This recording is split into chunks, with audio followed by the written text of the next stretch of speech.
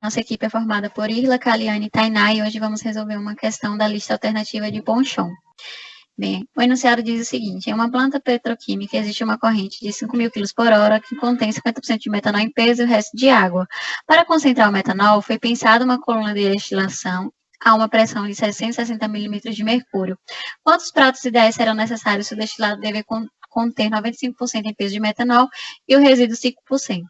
A intenção é usar um refluxo de 1.14285 e levar a alimentação até o seu ponto de bolha.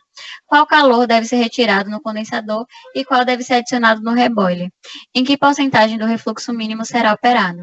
Bem, nos foi fornecidos os dados da fração líquida e da fração de vapor, as entalpias do vapor saturado e também as entalpias do líquido saturado.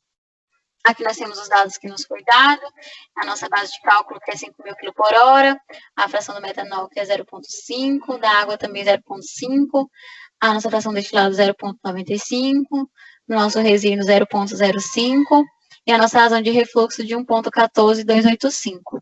Bem, inicialmente nós calculamos as correntes B e D, as correntes de fundo e de topo, utilizando o balanço global e depois o balanço de componente. Então, nós encontramos que tanto a vazão de fundo quanto a de topo é de 2.500 kg por hora.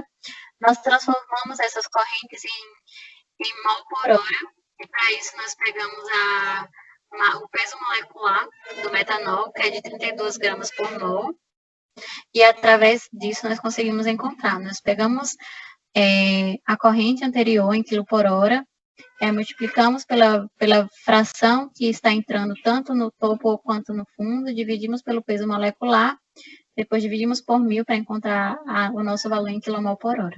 E assim nós temos as nossas razões, tanto de fundo quanto de topo. Para montar os nossos gráficos, a fim de utilizar o método de Ponchon, nós utilizamos alguns dados para montar nossa diagonal, variando de 0 a 1, tanto para x quanto para y. E também, então, nós temos esse primeiro gráfico, aqui nós temos a nossa diagonal, e essa linha laranja nós temos os nossos dados de equilíbrio que também nos foi dado. Para montar o segundo gráfico, para utilizarmos o método de Ponchon, nós pegamos a fração líquida e a entalpia do líquido saturado, e montamos essa primeira reta, e a segunda reta, nós montamos com as vazões de vapor saturado, com a entalpia de vapor saturado.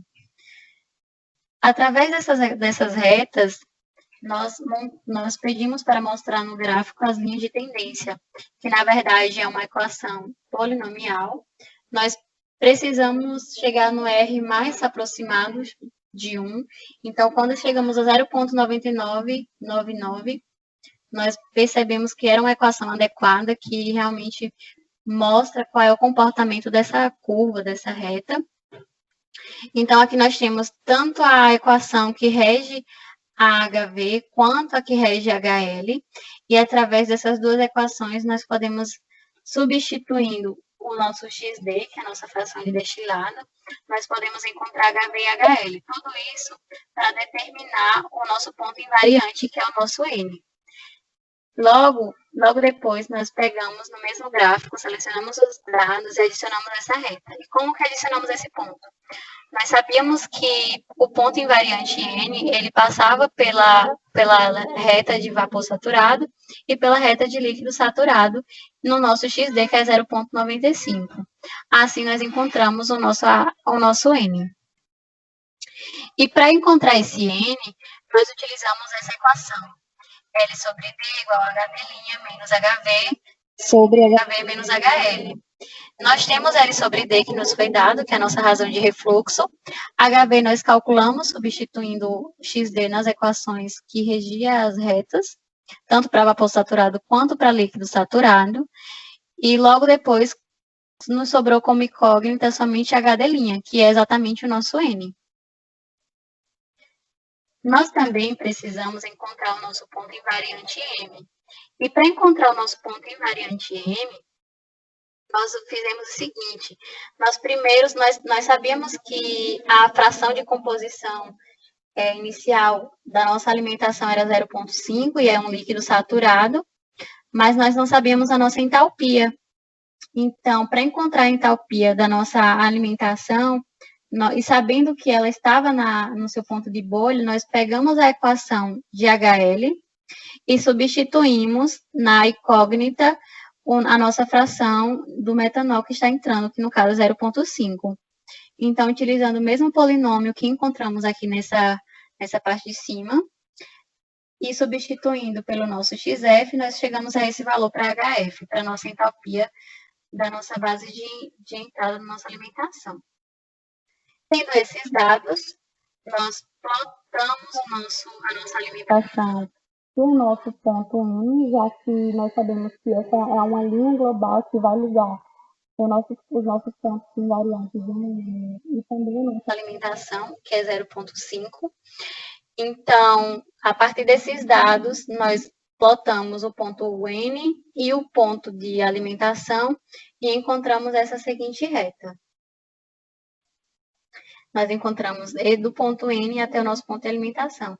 Como se pode ver, é uma reta linear, logo pedimos também para mostrar a equação. E assim que pedimos para mostrar a equação, nós encontramos essa equação de 41223x menos 19.124 para encontrar o nosso H' B, que seria o nosso M. Então, como encontramos, né, o nosso M? A partir dessa equação, e sabendo que o nosso M ele está na nossa seção de esgotamento, nós substituímos a nossa incógnita por XB. Então, fazendo essa conta e utilizando o nosso X com o nosso XB, nós encontramos esse valor para a galinha B. Logo, nós temos os nossos pontos invariante N e M e também o da nossa alimentação. A partir desses dados, nós conseguimos montar, então, a nossa linha global. Com esses dados, nós temos a nossa linha de vapor saturado, a nossa linha de líquido saturado, o nosso ponto N e a nossa linha global. A partir desses dados, nós colocamos visualmente uma reta, somente para identificar onde a nossa coluna de destilação estaria terminando. Agora, vamos calcular o R-mínimo. Para calcular o R-mínimo, a gente sabe que o ponto de alimentação XF está aqui, certo? E a partir desse ponto, a gente pode puxar para curva de líquido e vapor, puxar para cá e subir de volta até a linha de vapor. E aí, com esse ponto e o ponto da linha de alimentação, a gente pode traçar uma reta. A gente sabe, né, o nosso XF, e a gente sabe também que é o H desse ponto que a gente calculou anteriormente aqui, certo? E aqui a gente vai olhar graficamente que é esse X aqui, que vai ser 0,78. Certo? Aí com esse valor de X a gente pode substituir na equação que a gente achou dessa linha, né?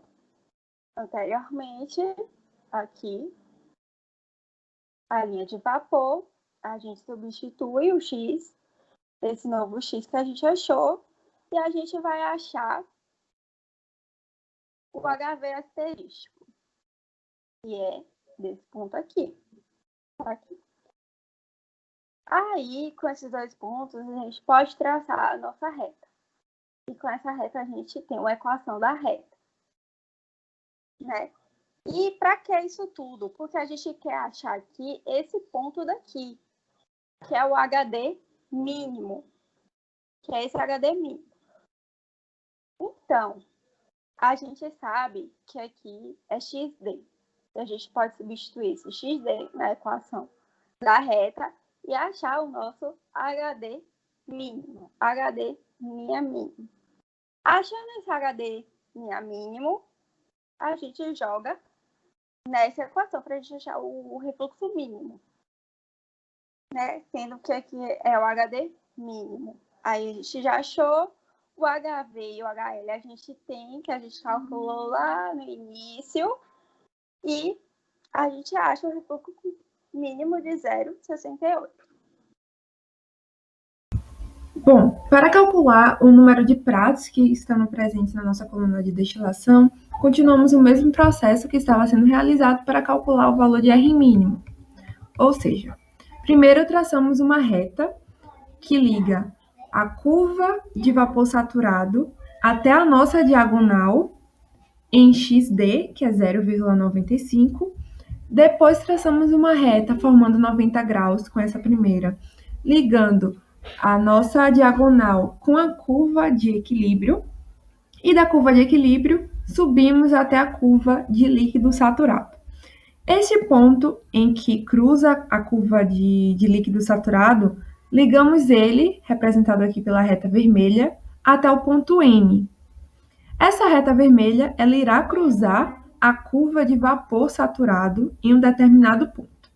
Nesse determinado ponto, descemos novamente até a diagonal, depois ligamos a curva de equilíbrio, subimos para a curva de líquido saturado, traçamos a reta até N, e esse valor onde cruza com a curva de vapor saturado, descemos novamente até a diagonal. Esse processo ele repete-se até que cheguemos ao final da nossa coluna de destilação.